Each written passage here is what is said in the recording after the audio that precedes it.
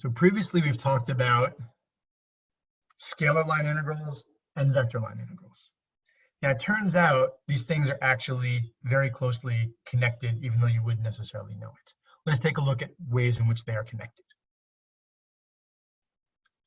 So in the previous problem, or in any scalar line integral problem, where we did the integral over the curve of vector field f dot dr. Let's talk about how we could have written that down in a different way. So vector field f we know is xy comma 2 minus yz comma xz, and dr we previously said that we could write this down as dx comma dy comma dz. Well, what if you take the dot product first before writing it parametrically? Then you get this. You get the integral over the curve of xy dx plus 2 minus yz times dy plus xz dz. Now from here you could do the parametrization and you'd actually wind up with the same thing that we had before. But let's just pause here for a moment. Writing a line integral this way is called a scalar line integral in coordinate form.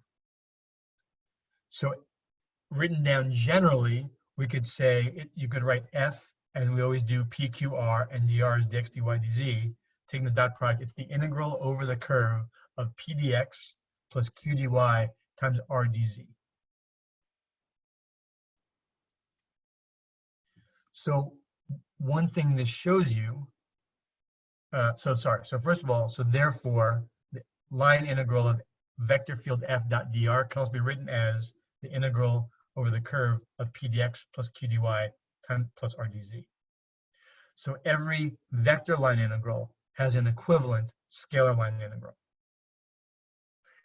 Now, the fact that vector line integrals and scalar line integrals actually make sense when you think about it, because the vector line integral, one of the first things you do when calculating it is you take a dot product, and a dot product gives you a scalar. So it should have some equivalent scalar form, and here it is.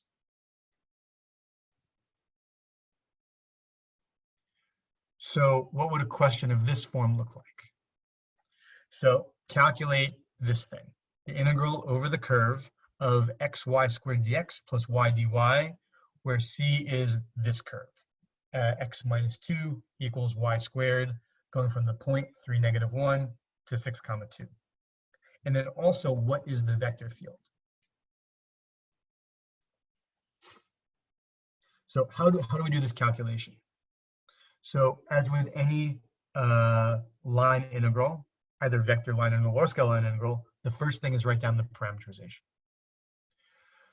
So the easiest way to write down the parametrization is to think of x as a function of y, and therefore we're going to let y equal to t.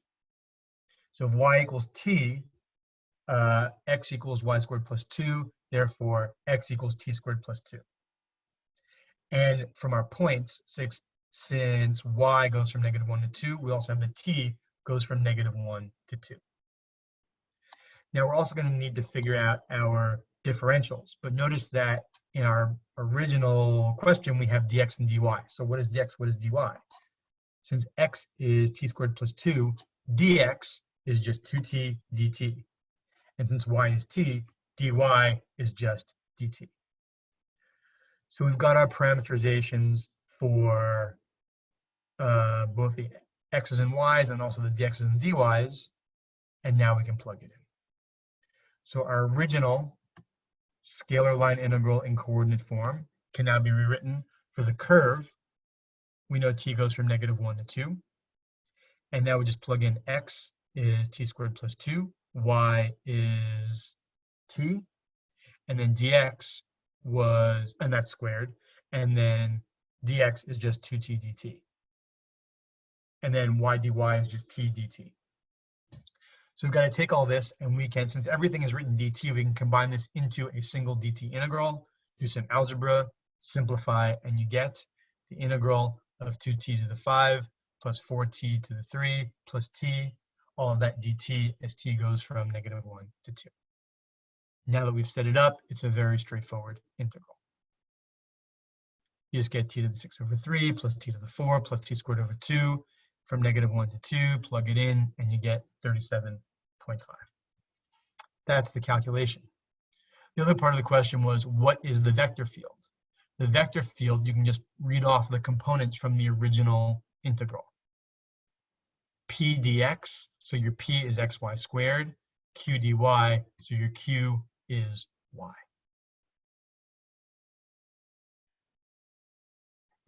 Okay.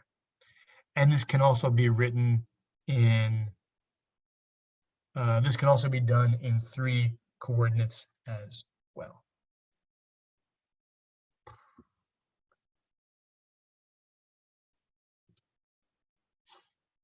Okay. So let me also talk about another connection between scalar line integrals and vector line integrals. So the original scalar line integral that we saw, for time purposes, I'm going to skip that. Original scalar line integral that we saw was written ds. So let's talk about translations from ds that we have. So remember, so as we said, ds can be defined as the magnitude of r prime times dt. That was a fact that we discussed a while ago. And let's also remember our unit tangent vector, something we haven't talked about in a while, but our unit tangent vector can be written as we take our tangent vector, which is r prime, and then divide by the magnitude. So the magnitude of r prime. So noticing that, we can rewrite. So notice that dr is r prime dt, which we're now going to rewrite as r prime over magnitude of r prime times the magnitude of r prime times dt. But because we wrote it like that, we can see that this is really just unit vector t, unit tangent vector t times ds. So that means that we can rewrite f dot dr as f dot t ds. So this is just an alternate equivalent way that we can think about vector and scalar line integrals. Now we're not going to use this right now, but this will be useful. Excuse me. This will be useful to us later on. Okay. So here's just an additional description of how to think about these things. Okay. So that's a little bit of conceptual work that we're not going to use now, but we're going to use it later.